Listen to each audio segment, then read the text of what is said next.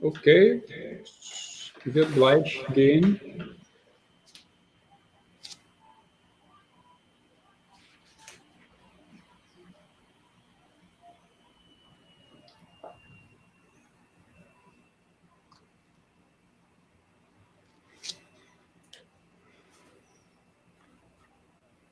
Wahrscheinlich läuft das schon. Ja, genau. Muito boa tarde, é meu prazer dar boas-vindas a vocês à palestra do colóquio de sexta-feira do Departamento de Matemática da Universidade de Santa Catarina. So now let's switch to English. We have a guest today in our colloquium. It's Professor Bastian von Harrach. I know Bastian for a long time, since he was a PhD student. He did his PhD in Mainz with under the supervision of Professor Martin Hanke, and he worked as research assistant in Mainz. After that, he worked in Munich, in Würzburg, Stuttgart, and finally in Frankfurt. Now he has a full professor position in Frankfurt, and his main area of interest is partial differential equations, numerical partial differential equations, and inverse problems. And today, he's going to talk about uniqueness in global convergence for a discrete inverse coefficient problem. So, Bastian, thank you very much for accepting our invitation, and the floor is yours. Thank you, Antonio. It's really nice to give the talk in this colloquium. I would have loved to come in person, of course, but unfortunately, as you all know, this is not possible at the moment. So I'm glad that we can have at least some kind of virtual version of that. So I'd like to start my talk with a very short introduction to inverse problems. I know that most people in the audience are probably already very familiar or experts on inverse problems. And of course, you have Antonio there, who's a big expert in inverse problems. But let me just give you 3 slides to set out the atmosphere and set the mood for this talk.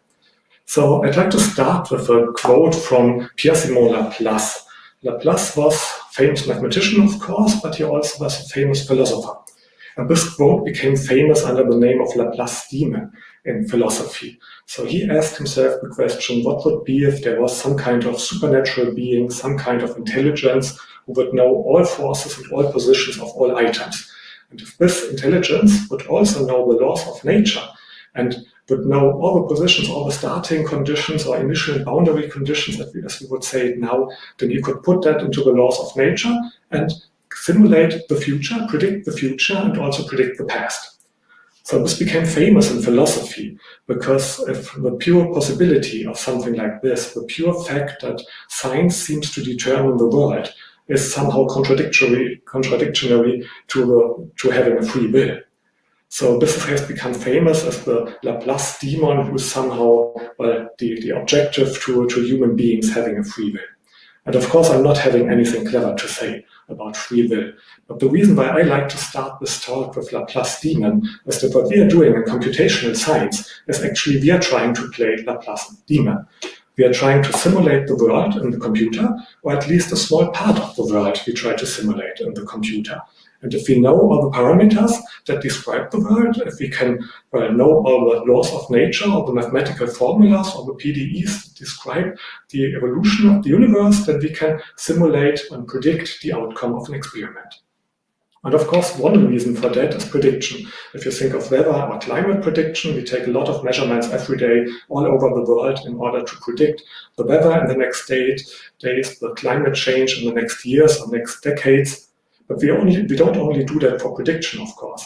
If you can simulate a car in the computer, then you don't build the car, but you build the car only in a computer, only virtually, and try to optimize your car shape and all kinds of parameters of the car in order to have some kind of advances. You want the car faster, you want it to be more energy efficient, and things you wanted to save the passengers better, and so on.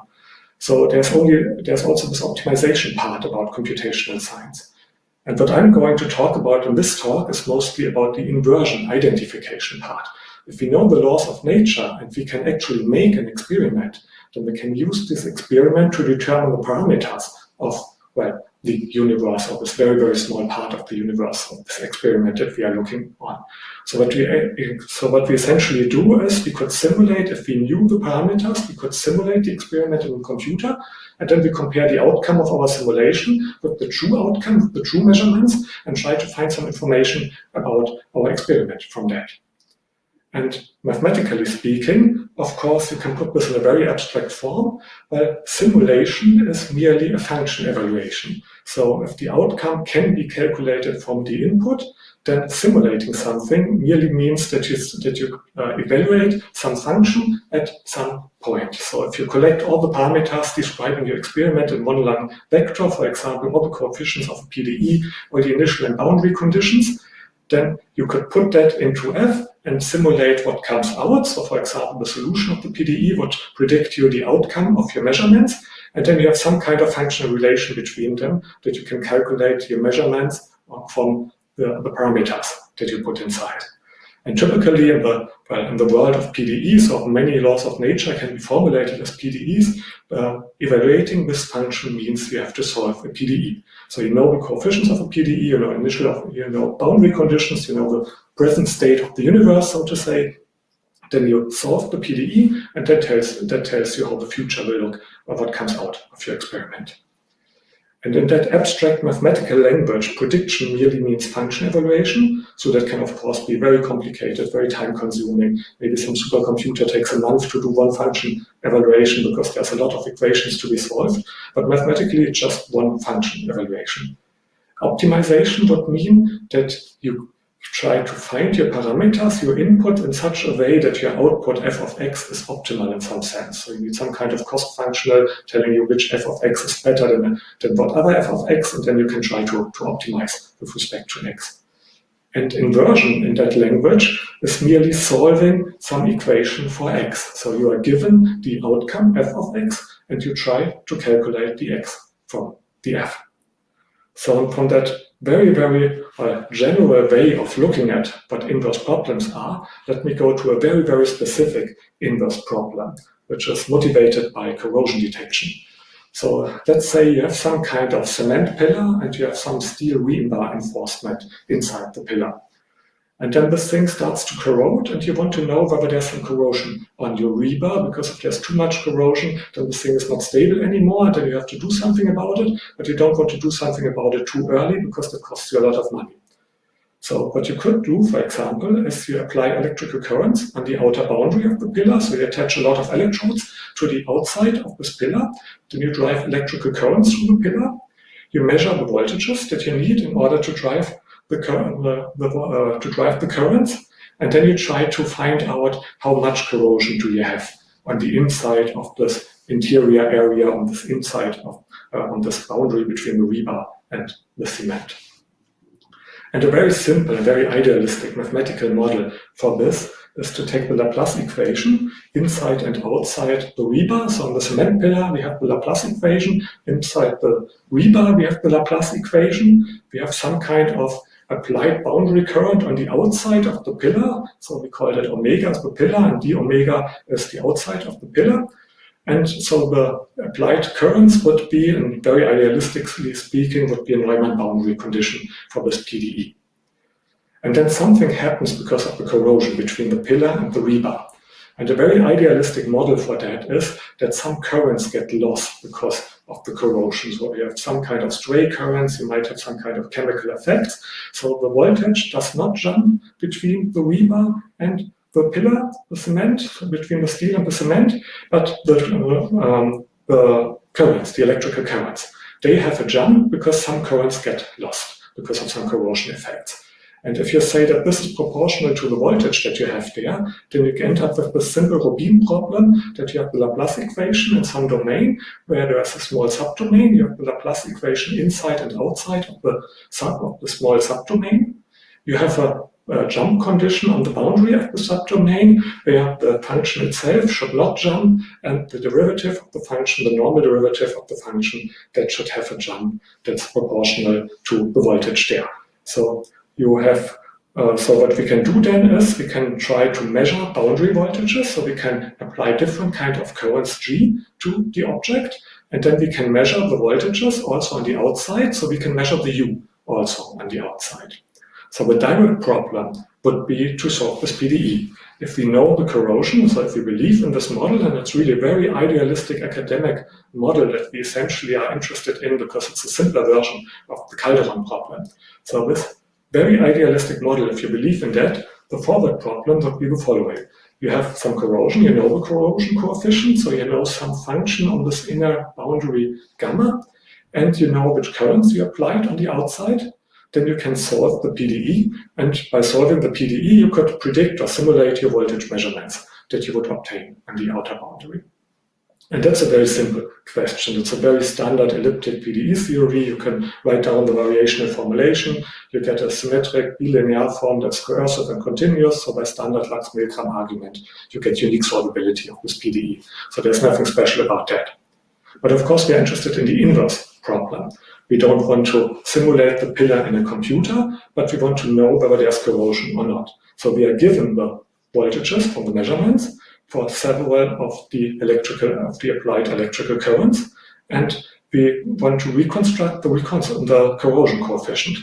And probably we will not only take one measurement, so we will attach a lot of electrodes. Let's say we take infinitely many, infinitely small electrodes, then we could apply all possible boundary currents on our outside. So let's say we could apply any L2 function on the omega, any L2 function on the outside of this pillar to the pillar, and then measure the corresponding voltages.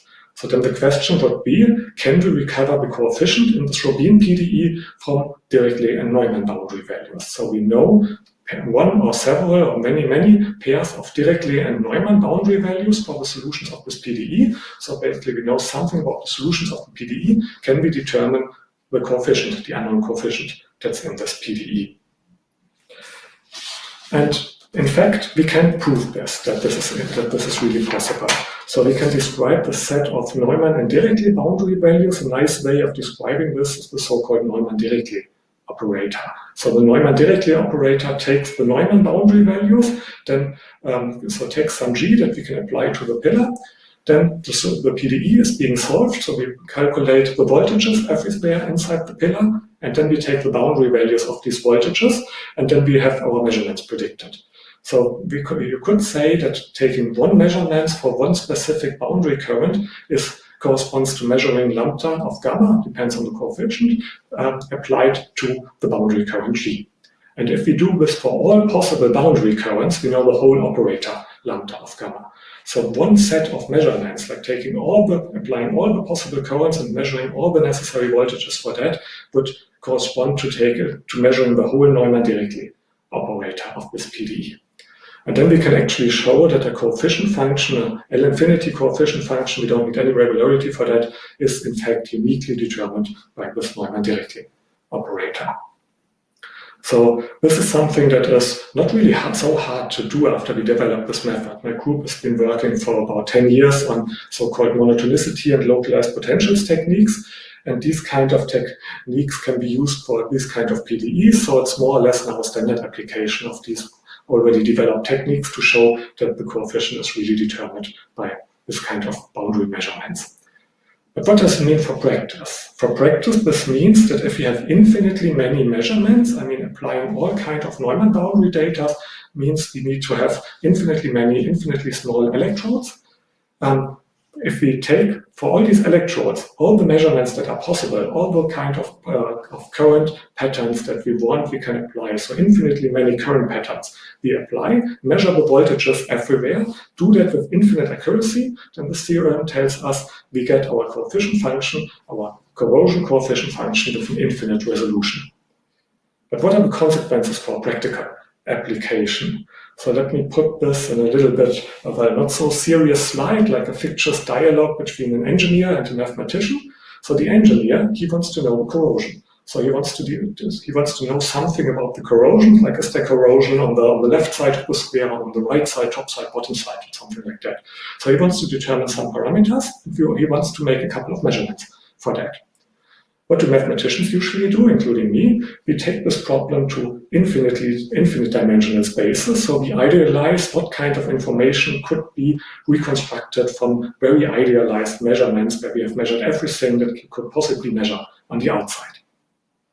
And many times, I mean, this dialogue is fictitious, but I had a lot of very similar dialogues about that with engineers. Many times the engineer, well, he almost gets angry on us because he says, why do you take away my problem? Then solve it, but you don't explain me what the solution means for me. And the real reason for that is, why do we solve the problem in infinite dimensions? It's not because it's a good or interesting mathematical problem. I mean, it is, but that's not the only reason. But the real reason is because we cannot solve it in finite dimensions. It's much easier to solve an inverse coefficient problem in infinite dimensions, to show that if you have infinitely many measurements, you can get an infinite resolution, than to do it in finite dimensions and to actually really prove something about the finite dimensional inverse problem. So what would the engineer really be interested in? I mean, what the engineer has is a finite number of measurements. So a simple model for that would be that what he has is this non-directly operator applied to some boundary current, together with this boundary current and that in the integral that would physically correspond to the power that is required to keep up a certain electric current on the boundary. And if you do some electrode models, I'm not doing this in this talk for the sake of simplicity, but if you use some electrode models, you get very, very similar expressions there. So the engineer takes finitely many measurements that look like this, or finitely many values that he measured on these electrodes. And he doesn't want, of course, if you take finitely many measurements, if he has taken a finite number of numbers that he has measured, he will not be able to find a whole function on the boundary from these finitely many numbers. But usually the engineer doesn't really expect this. I mean, he wants some finite desired resolution. So let's say we have this very simple example with the square rebar in there, and we have the left side, right side, bottom side, top side, and the engineer wants to know how much the corrosion on top side, bottom side, left side, right side. So then the engineer, for example, wants 4 unknowns. And what an engineer usually also has is he knows something about the unknown. So he has some a priori bounds that come from physical consideration. He knows what kind of materials there are. So I mean, this kind of conductivity cannot be arbitrarily large or arbitrarily small, but he usually has some bound that it's between 2 numbers, all the conductivity, all the coefficients that he expects. So then we have the finite dimensional nonlinear inverse problem. What the engineer really wants to solve is his unknowns are really finitely many because he expects that there are some, so he wants some finite resolution. So he assumes that the coefficient is piecewise constant with respect to this finite resolution. So for example, he wants to have 4 conductivities, left side, right side, bottom side, top side. And he has a couple of measurements that come from the non-directly operator, for example, in this form. And then the engineers would like to know from the mathematicians, how many of my measurements do I need to make this problem injective, to make this forward function f injective? So how many do I need to have uniqueness for my unknown coefficients? And more of that, not just how many, but which ones, because he could apply different kind of currents. So the GJs that are here in the definition of f, I mean, the engineer could apply currents from the left side to the right side, or he could try to make some kind of sine or cosine pattern on the boundary. So he also wants to know what kind of patterns should I apply to this cement pillar in order to find out the corrosion coefficient. So what should I choose and how many should I measure to make this problem uniquely solvable? And then, of course, the engineer knows that he can only measure the finite precision. So he wants to have some stability and error estimate. So he wants to know if I measure with some kind of error, how much will the error be in my reconstructed coefficients? And these are still somewhat theoretical questions like uniqueness and stability, but he also has this very practical numerical question, how should he determine gamma from f of gamma? Because it will be a nonlinear problem, and it's a nonlinear problem between finite dimensional spaces. So that's a standard, standard stuff for elementary course and elementary undergraduate course on numerical analysis. But our answers that we give in these standard numerical analysis courses, they are not very satisfactory. I mean, if you have a general nonlinear problem in finite dimensional spaces, it's not really simple. So basically all that we have is something like Newton's method. And for Newton's method, we only know local convergence. So we don't know if it always converges. We only know it converges if you're close enough to the true solution. But how should you know in practice whether you're close enough to the true solution? And even for that local convergence result, we need some extra conditions, like injectivity of the Jacobian, that we usually cannot prove for these kind of general nonlinear problem. So what I would like to stress here, that most of the time we mathematicians in inverse problems, we treat infinite dimensional problems because the finite dimensional problems are just too hard for us. And I dare to say a little bit provocatively that these kind of questions are usually not studied just because no one can prove something about them. But for this very, very simple Robin problem, and really my true motivation for studying this problem is not really corrosion detection, but my true motivation is that this is some kind of a very simple version of the Calderon problem. So if we find out some new ideas for this very, very simple problem, then we hope that we can somehow generalize them to more complicated problems. And it turned out that for this very, very simple Robin problem, we can actually solve this question. And I think it's the first time in the literature that we actually solved or actually can prove something rigorously about finite dimensional inverse problems. So proving the infinite dimensional version of that was relatively easy and standard. Proving that infinitely many measurements determine our function with infinite precision and infinite resolution. That was relatively easy and standard. But we can actually say what kind of GJ should you choose and how high will your stability be and how can you determine gamma from f of gamma. And let me immediately switch to the result for this very simple example. Let's say the engineer has this kind of 4 unknowns that he wants to determine. So he wants to know the conductivity coefficient, the corrosion coefficient on the left side, right side, bottom and top side of this kind of square lever inside the round cement pillar. And he asks us how many and which GJ should we choose.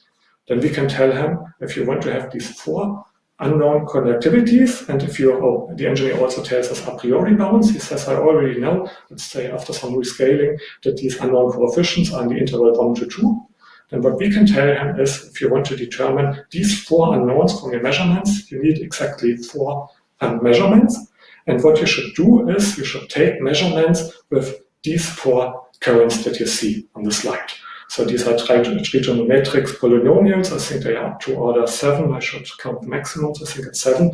And we have explicit formulas for them, so we can really write them down, which is like, 15 terms for a trigonometric polynomial up to degree 7. And we can give that to the engineer and tell him, you take these currents, you apply these currents to your cement pillar, you measure the energy that you need to keep up the current, and then you get 4 numbers out of that. And from this 4 numbers, you can uniquely determine your 4 unknowns. So your R to 4 to R to 4 nonlinear function that you want to invert is actually invertible, is actually an injective function. And we have more than that. We also have a stability result. We can prove that this problem is stable in the sense that we have a Lipschitz stability result. The inverse of f is Lipschitz continuous, and we can calculate the stability constant. We have a computer algorithm that you can run in order to calculate the stability constant, and what comes out is 7.5 for this kind of problem. And let me stress that both of this is really a rigorous proof. I mean, it's not just trying this out numerically and then see maybe we get something like that, but it's really a rigorous proof. We can rigorously prove those 4 measurements, uniquely determine the 4 unknowns, and we can rigorously prove that our Lipschitz stability constant is at most 7.5. And even more than that, we can also prove that if you do a standard Newton iteration to this problem, and if you start with the lower bounds of your interval, the lower bounds for each of the unknowns, then you will converge globally. No matter what your true conductivity coefficient is, no matter where it is in the interval, if you start with the lower bound of the interval, you will have a globally convergent method that converges against your unknowns. So these are really strong results for this, of course, really simple problem. And there are 2 more very nice things that we can prove. It's a standard Newton iteration, so we can actually prove that it converges quadratically. So this means we need very, very few Newton steps numerically to get a very high precision. So in this example, when we ran the numerics, we needed something like 3 Newton iteration steps, like 3 steps to get up to a precision of 10⁻⁻10, which is already completely unrealistic because your measurement noise will be much higher. So in a realistic case, for this example, you would need something like 1 or 2 Newton steps to get the value, to get the precision that you could get from your data. So this is a very nice thing in inverse coefficient problems, because every Newton step means you have to evaluate your function and the Jacobian of the function, and this means you have to solve a PDE, and solving PDEs take a lot of time. So if you want to do something real time, or if you want to do something in higher dimensions, or maybe in 3 dimensions, or maybe time included in 4 dimensions, and then something real time, then you usually don't have much time for solving PDEs. So maybe 1 or 2 PDE solutions are still okay for you. And for this Newton iteration, the very fast convergence tell you that you get actually converge very, very fast. And there's another subtle point where we can also prove something about, when the true conductivity coefficient doesn't have to be piecewise constant. I mean, this is a modeling assumption by the engineer, that he says, I want to have the piecewise constant coefficients on the boundary because that's enough information for me. We prove that if the true coefficient is piecewise constant, then we can uniquely recover it. But what happens if the true coefficient is not piecewise constant? And in fact, we can prove even if the true coefficient is not piecewise constant. So on the top right of the slide, you see some academic example where I just plotted some kind of strange functions on each side of our square. What we can then actually prove is the algorithm still finds a piecewise constant approximation. So for every coefficient function, doesn't have to be piecewise constant, that's inside certain bounds, that are realistic to assume, because you know your true measurements have to be inside these bounds, or you just project your measurements on that. You will find for each of these measurements, you will find exactly one piecewise constant function that fits to your measurement. So this means that this thing is also working if you don't have, if your modeling assumption is not true, the true gamma is not piecewise constant, and you just find a good piecewise constant approximation to that. And another subtle consequence of that, of this kind of surjectivity result, that every kind of measurement can be reached by this kind of function, is that Lipschitz stability also yields an error estimate. So usually Lipschitz stability means that if 2 function evaluations are close together, then the pre-images are close together. But what you measure in practice is not the function evaluation. What you measure in practice is the function evaluation plus some noise. And that might not correspond to function evaluation itself. So usually if you have Lipschitz stability, you don't have error estimates. But if you have Lipschitz stability together with some kind of onto condition or surjectivity condition like here, you also get an error estimate out of the Lipschitz stability. And in the rest of my talk, I want to show you how we can actually prove these kind of results. How can we attack such a finite dimensional inverse problems and actually prove something rigorously about a finite dimensional inverse problems? And of course, we want to know how can we construct these kind of boundary currents, and why are these 4 boundary currents, why are these the ones, why are these such that we really can obtain our parameters from them. And this is connected with pointwise convex and monotonic functions, because it turns out that our forward problem is actually a pointwise convex and monotonic function. So by pointwise, I mean that I have a function going from R to N to R to M, so from finite dimensional space to finite dimensional space. It should be defined in some convex open subset of Rn. And it should be pointwise monotonous with respect to the pointwise order. So this means one vector is smaller than the other vector if every entry is smaller than the other entry. So this is a partial order on up to n, and if a function obeys this order, so if f of x is smaller than f of y in each component, if x is smaller than y in each component, then we say the function is pointwise monotonic.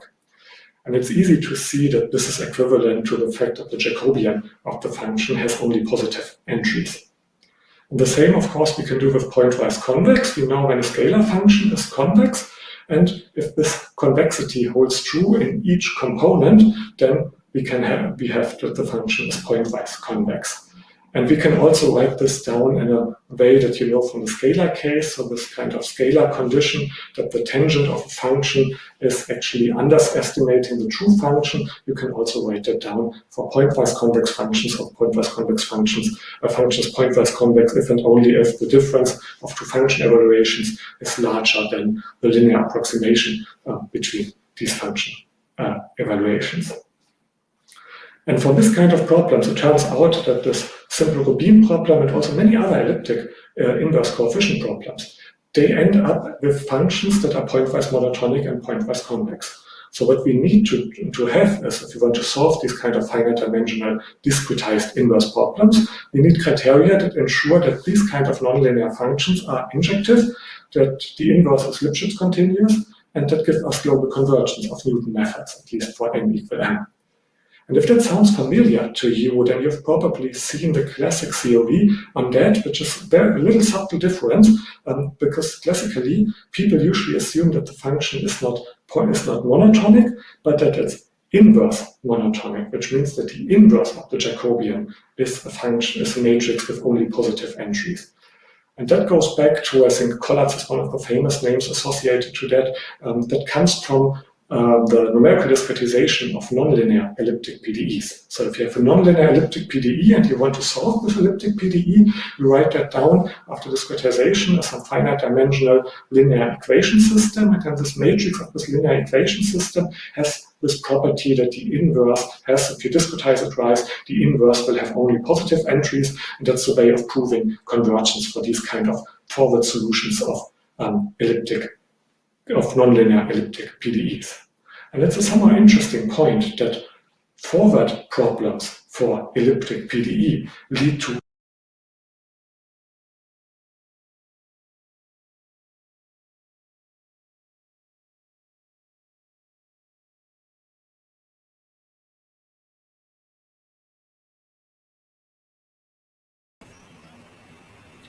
Bastian. Bastian, there's a problem with your sound.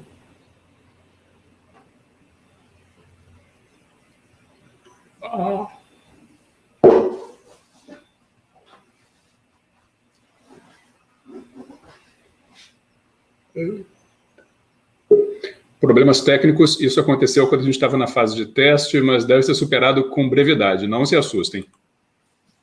Hello? So I think it should work again. Can you hear me? Okay, ja, wieder schon. Okay, du kannst weitermachen. Okay, great. So I'm sorry for that. We had that problem already while we were testing it. So I knew what to do, and I hope this won't happen again. I think the problem is on my side, and I'm quite sure that it's not on Antonio's side. So I'm very sorry for that. Well, as I said, I'm not really sure at that point the microphone stopped. So let me just repeat this kind of interesting fact that if you solve elliptic PDEs, then this kind of solution of elliptic PDEs, like forward solutions of elliptic PDEs, we call it, I mean, that's the evaluation of the forward operator is what we call the solution of the PDE, or what requires the solution of the PDE. So forward problems for elliptic PDE lead to inverse monotonic convex problems. And it turns out that inverse coefficient problems for elliptic PDEs lead to forward monotonic convex problems. And the problem is, I mean, for inverse monotonic convex problems, it's a classical theory that you have all these three kind of results. You easily have injectivity, you have Lipschitz continuity, you have global convergence results from Newton's methods. But they are not true for forward monotonic problems. In fact, you can write down very, very simple counterexamples that under these conditions here, that's not enough to have injectivity, it's not enough to have global convergence of Newton's method, and so on.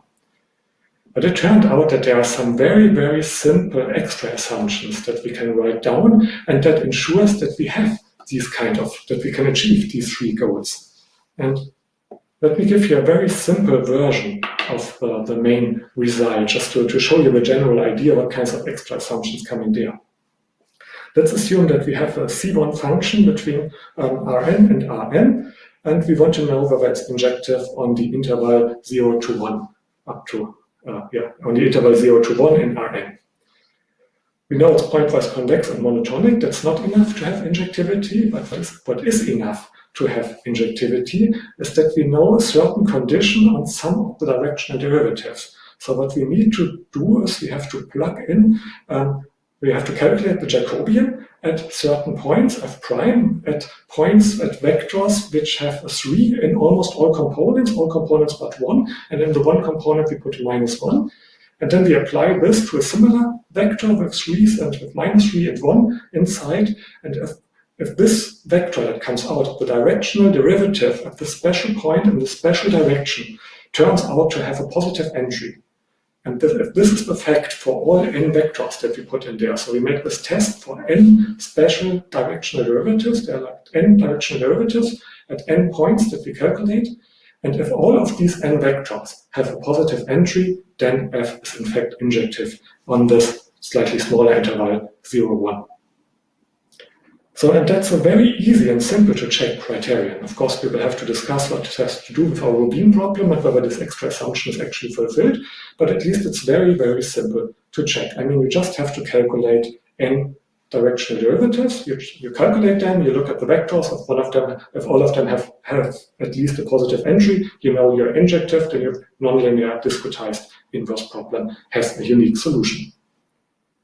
And more than that, you also get the injectivity of the Jacobian, and you get the Lipschitz continuity of the inverse of f. And the Lipschitz constant is basically this positive entry, the smallest of the appearing positive entries will give you. From that, you can calculate the Lipschitz constant. So you also have a very practical way of calculating the Lipschitz constant from that. And I'd like to show you very briefly the proof of that. Why is this directional derivative coming into play with finitely many directional derivatives? So for the proof, let's start with the last 3 lines on the slide. If you know the directional derivatives at n finitely many points, then you can estimate the directional derivatives at all points. And what we are basically doing is if we have the directional derivative at an arbitrary point, then we can estimate this by using that the Jacobian matrix is monotonous, so we can make the vector inside that we plug in the direction where we take the directional derivative, we can make that smaller in each component, and then we make the whole expression smaller.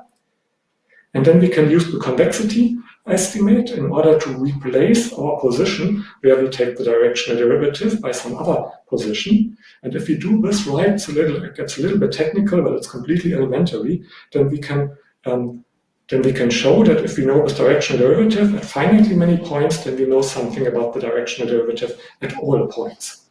And if we know the directional derivative at all points, then this is enough to prove injectivity, because if we don't have injectivity, then after normalization, we have a vector that has a, let's say, -1 somewhere and something between -1 and 1 everywhere else. And then we can estimate this by the vectors where we know something about the directional derivative, and we can use this information in order to show that 2 function evaluations cannot be the same if the vectors that we put in are not the same. So with this, we can then, in fact, prove injectivity.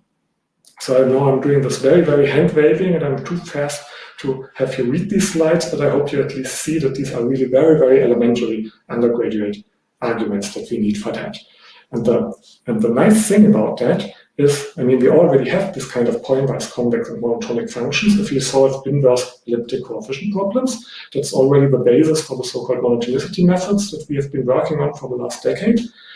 So all we need is additionally this kind of extra condition on the directional derivatives.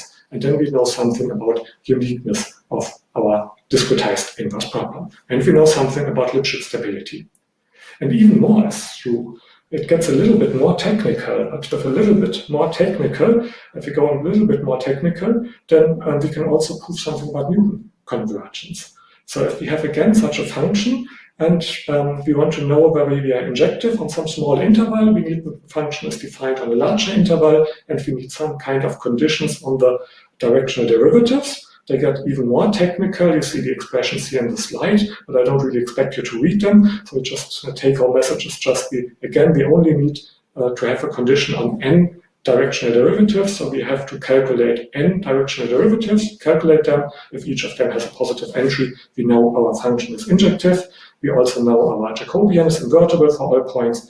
And additionally, we know that the Newton iteration will converge when we start with, here it's the upper bound of the interval that we are interested in. So we know the point how to start the Newton iteration, and if we do this, then the Newton iteration will converge no matter where the solution is. So we don't have to start close to the true solution, but we know the point how to start. I still call this a global Newton convergence result. I mean, often you say global Newton convergence means you can start everywhere, but that's not really what you want in practice. I mean, in practice, you want to know where to start.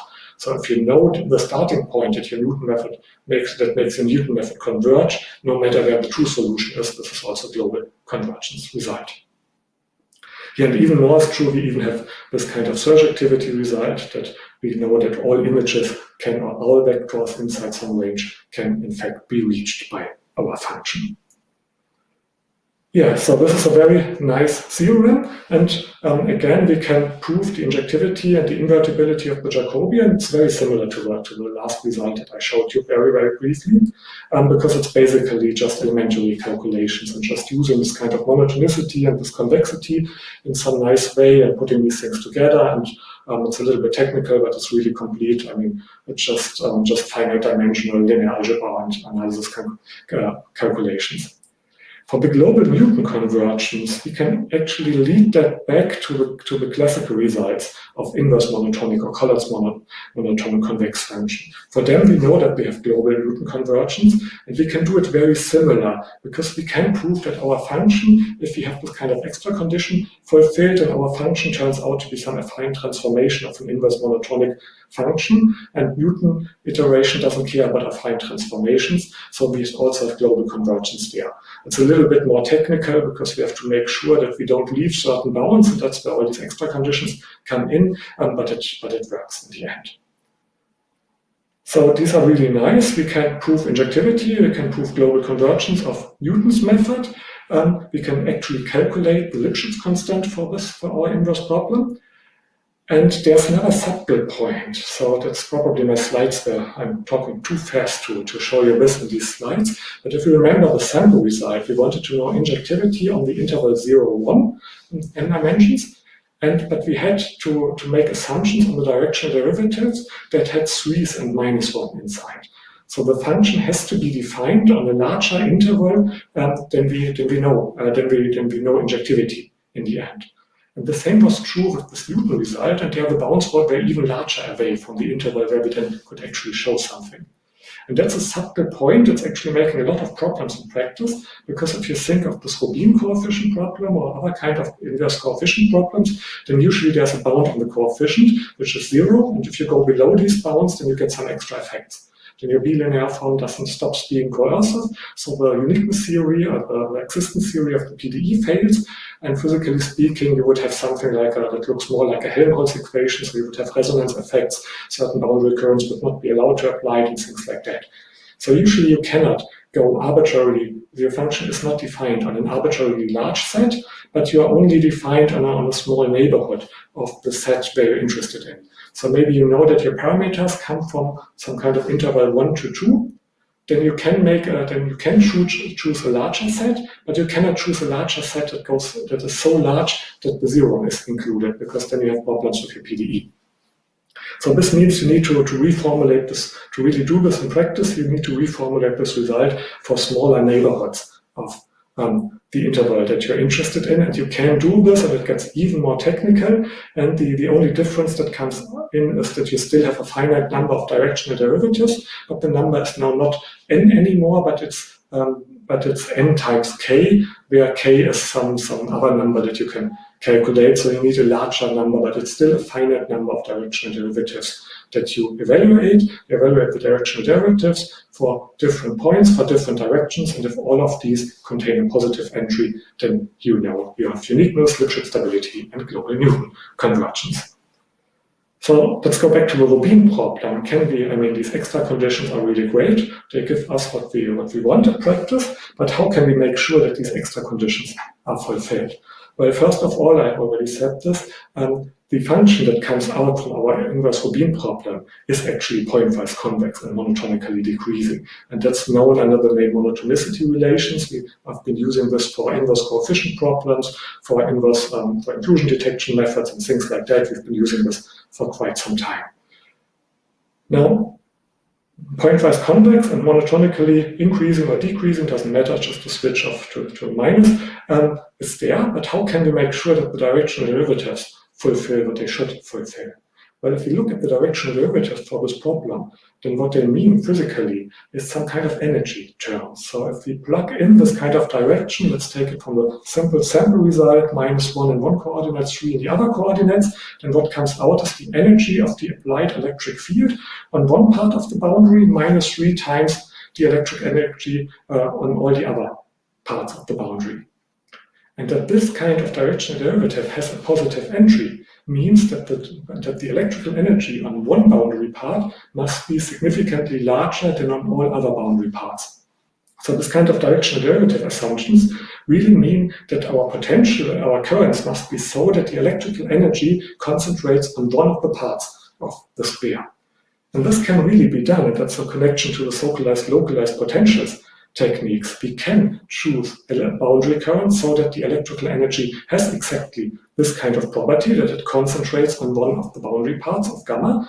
And so this means we can choose the GJs, the currents that we apply in such a way that this extra condition that we need is really fulfilled. And it gives us a physical interpretation of that. We need to use that kind of currents that make the electrical energy large on one part of our interior domain and small on the other parts. And that is possible, and we also have an explicit method to calculate them. So in the end, you can really run a computer, and the computer tries to put in more and more basis function to make the function more and more complicated on the boundary. And at some point, you have enough dimensions in there, so we can prove that in every large enough finite dimensional space, this contains such boundaries, so that the extra conditions are fulfilled, and we have a practical method to determine them. So let me just show you how that looks in practice. So these are the four boundary currents that determine the four unknowns conductivities, and you can see that really one of them is concentrating the energy on the right part, one of them is concentrating the energy on the top part, and another one on the left part, and another one on the bottom part. So with these, let me finish my talk with 2 slides. I showed you that for finite dimensional inverse problems with convex monotonic functions, we have a very simple criterion to ensure uniqueness and Lipschitz stability. And somewhat surprisingly, it also yields global Newton convergence. So we can really completely, for this simple problem, we can really completely solve our discretized inverse problem. And in the general finite dimensional setting, we just need to check finitely many directional derivatives for that. And for a discretized inverse Robin coefficient problem, this is connected to localized potentials, so we can actually make sure that we have this extra condition so that we have all these nice things. And of course, there's a couple of limitations and extensions to that. The Robin problem is really particularly simple. It's much easier than the Calderon problem that appears in electrical impedance tomography or other related inverse coefficient problems. And it's not trivial. So we believe we have some ideas on that, but we haven't really solved all the details yet. So it's really not trivial to take this from a simple problem to more complicated problems. And of course, this is somehow like I would say it's a proof of concept result. It is possible to treat finite dimensional inverse coefficient problems, and it's the first of its kind, this result. So our criterion is really not sharp. We will grossly overestimate everything in there. So all the estimates that we do are really made for simplicity and not for being sharp. So the constructed currents and stability constants are very, very far from optimal. So if you have a higher number of unknowns, then we get a really highly oscillating current. So for a larger number of unknowns, it quickly becomes not feasible in practice with the current theory that we have. And some of that can be improved by improving our theory. And some of that comes from the ill-postedness of the underlying inverse of the underlying infinite dimensional problem, because we can expect that the Lipschitz constants gets worse and worse if we want to reconstruct more and more of the coefficients. And then, of course, there's this question, how can we put regularization into play? For what we have now, we have something like regularization via discretization, because we're only solving a 4-dimensional inverse problem. It's not ill-post anymore. But if we put in additional regularization terms, then there's again the question, how can we have global convergence in that setting? And 2, somehow provocative claims for the last slide. Finite dimensional inverse coefficient problems are much harder than infinite dimensional ones, but if we want to help the engineers, we have to actually take our infinite dimensional results also to finite dimensions. And this interesting observation, hopefully interesting observation, that elliptic PDE forward problems lead to inverse monotonic convex functions, but inverse elliptic coefficient problems lead to forward monotonic convex functions. So thank you for listening. Okay, Bastian, thank you very much for the very nice talk. So there is some delay between the transmission and the YouTube transmission. So let me start with a very simple question. You talked about many inverse coefficient problems. Could you tell us a bit about this, the applications behind these parameter identification problems? Could you say that again? The application of? Application of the inverse problems you are talking about. For instance, you're talking about the EIT problem. Okay. It's a very famous tomography problem. So I mean, what we are really aiming at is tomography. So we are something like EIT, where you have a coefficient inside the body. If I stay with the cement pillar thing, that you could take a lot of measurements and try to determine the conductivity everywhere inside the cement pillar. So that's what we are really aiming at. And this kind of only detecting the coefficient on some boundary, on some previously known boundary inside the domain is really like a simple version of that. But it would really be great if you have some method where we could really detect the conductivity everywhere for non-invasive techniques, for non-invasive testing, but of course also for medical applications. As probably most of you know, EIT is a technique that's seems to be very, very good at monitoring the lens. So they are the first commercial machines where people that are artificially breathed, how's that called? It's ventilated, mechanically ventilated persons. They are getting their lung monitored with EIT machines. So you have a couple of electrodes around your body, and then you measure the voltages that you need to drive certain currents, and then you try to make at least a rough image of the inside of the body. And of course, one of the big problems there is when you want to treat persons by this kind of techniques, then you need to rigorously make sure that your image is correct. Because if your image is wrong, then you treat the patient wrong, and then well, that's a matter of life and death.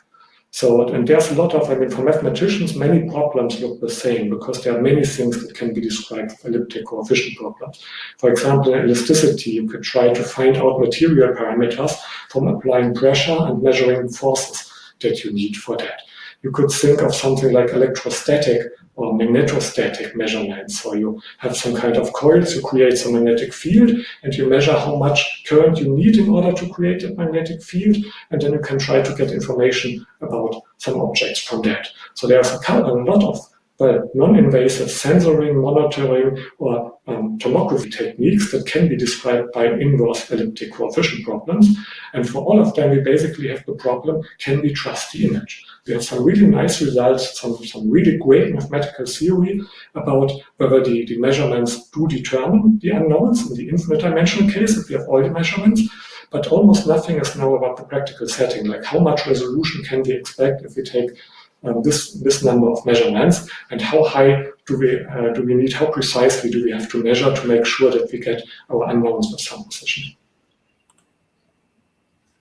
Okay, interesting. And could you tell us, from the point of view of the industry, what are the state-of-the-art problems nowadays for inverse coefficient problems? So, I have to add that I'm a theoretical mathematician, so I'm probably the wrong guy to ask about the state-of-the-art of the industry. I know about these commercial EIT machines that they are commercially being used and they are being sold. To my knowledge, they are used still in experiments. So hospitals do experiments and medical studies with them, but as far as I know, they have not become a standard treatment in any country. Probably it would have been known in the community. So this is basically a technique that is still somehow on the experimental level.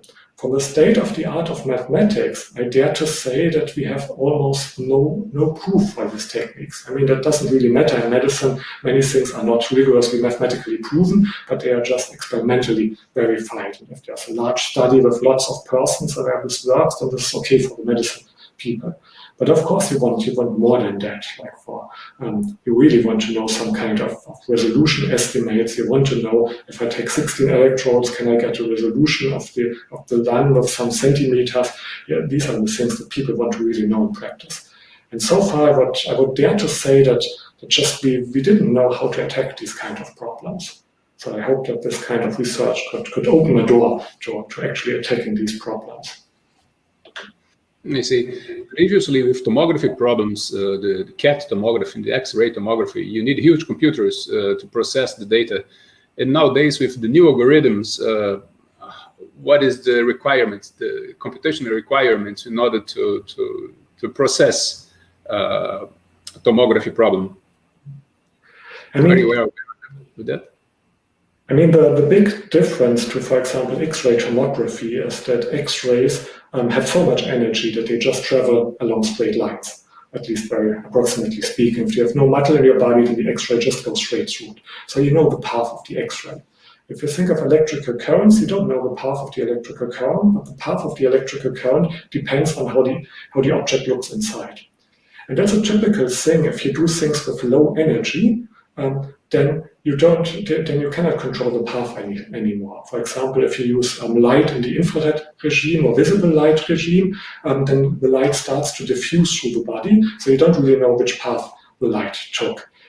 But there's a big advantage of taking low energy measurements, because the low energy measurements, they don't harm the patient. You cannot keep a person connected to an X-ray machine to monitor its lung, because you will just kill him by keeping him in an X-ray. And also for some kind of like cancer detection at early ages, when you want to do a mass screening for breast cancer, for example. Of course, people were thinking about taking an X-ray of breasts from, let's say, all women in the age of 20 or 30. But with that X-rays, you would create more cases of cancer than you would cure, actually. So there's really a very high demand on techniques that are able to, give an image of the patient, even if it's a low resolution one, but don't harm the patient by doing this. And it should be also, of course, it should be cheap and maybe portable so that you can use it on many, many patients. And there's a very, very big demand on that. And these things usually lead to nonlinear inverse problems that are much more complicated. And also these things often lead to elliptic coefficient problem, because low energy seems to somehow diffusing through the body, and that's something that you can describe with elliptic PDEs. I see. I understand that the processing of the data is very time consuming for these problems, for the electric tomography type. Yes, I mean that depends on the application, whether you have that time or not. If you do lung monitoring, you need real-time monitoring. At least you need your image very, very quick. So then it gets then you need techniques that really allow you to do real-time. If you think of non-destructive testing, it doesn't really matter whether your computer tells you 1 hour later how the object looks inside and whether you should throw it away or not use it. Or if you think of this kind of corrosion detection of the pillar, then if it tells you the next day whether you should do something with the pillar, then you probably don't care about 1 day of computation time.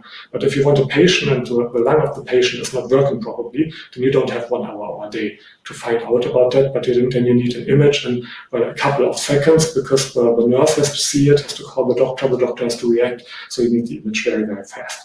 And then, of course, it gets computationally it's important to have computationally very efficient methods, and then you don't have much time for solving the forward problems. So even if you could do a full Newton iteration, even if you had some kind of convergence proofs for full Newton iterations, then you probably for real-time applications, you don't really have the time to do these kind of iteration steps, because in each iteration step you have to solve a PDE, and that takes a lot of time, or you have to use really, really great computing power for that.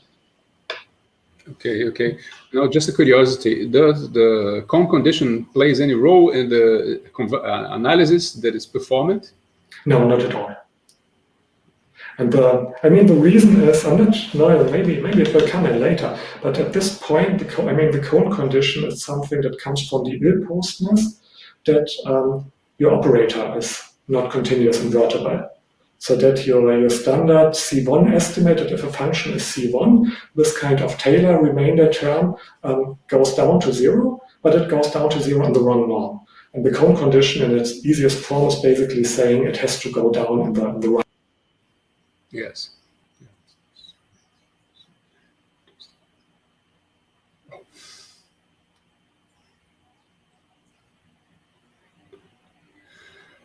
Okay. Sorry, you know I can't hear you anymore, don't you? Okay.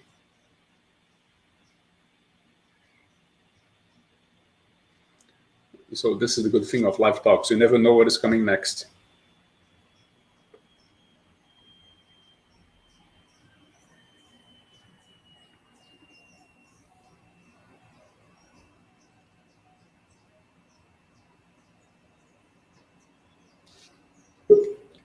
Muito bem, cá está o palestrante de volta.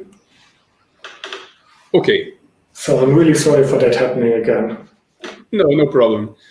Okay, Bastian, it's already 3 p.m., so thank you very much for your very nice talk. Would you like to say some final words to our students? Just thank you for listening, and I hope I can see you in person one day in the future. Yeah, I must say, me and Bastian, we had some plans of visiting each other for this year and for the next year, but because of the pandemic, we had to postpone these plans. But let's hope for the best. Okay, Bastian, thanks a lot. Thank you very much for accepting the invitation, for delivering this very nice talk. Thank you for the invitation. Ok. E aos estudantes, eu então agradeço pela participação e nós nos vemos na próxima semana, na próxima palestra, sexta-feira, às 14 horas. Muito obrigado, um abraço, bom final de semana.